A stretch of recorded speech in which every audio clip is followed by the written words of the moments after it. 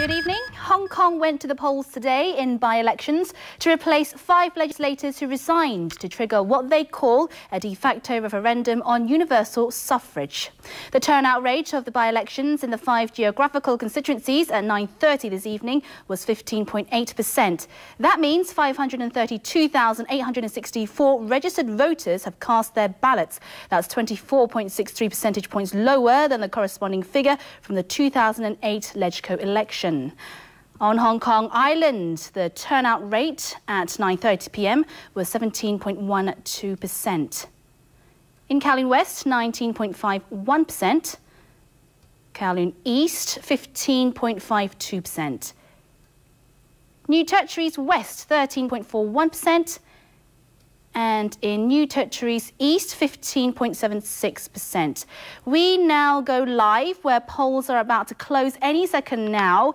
Here we have the polling stations in Kowloon Tong and Happy Valley.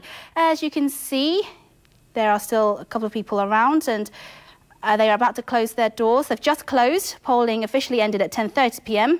just now. Polling hours started from 7:30 this morning, and 24 candidates are contesting in the 2010 LegCo by-election to fill 1 vacant seat in each of the 5 geographical constituencies. In other news now, Thailand's government says a crackdown on red shirt protesters will continue despite their plea for UN-mediated talks. Earlier today, the red shirt leadership said it would negotiate with the Thai government if the army ends its crackdown and shooting.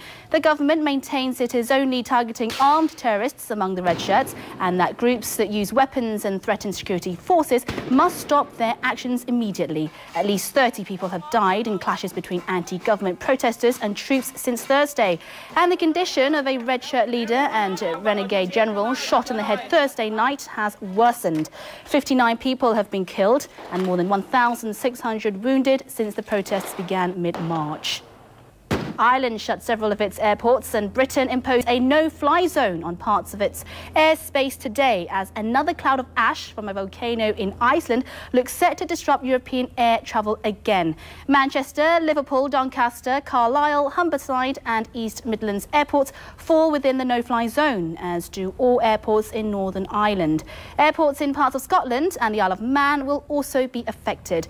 Much of Europe's airspace was closed for 6 days in mid-April over fears that ash from the Icelandic volcano would cause aircraft to crash, causing havoc for airlines as some 100,000 flights were cancelled, leaving millions of passengers stranded. Airlines lost $1.7 billion. And we'll have more in our news roundup at 11:37.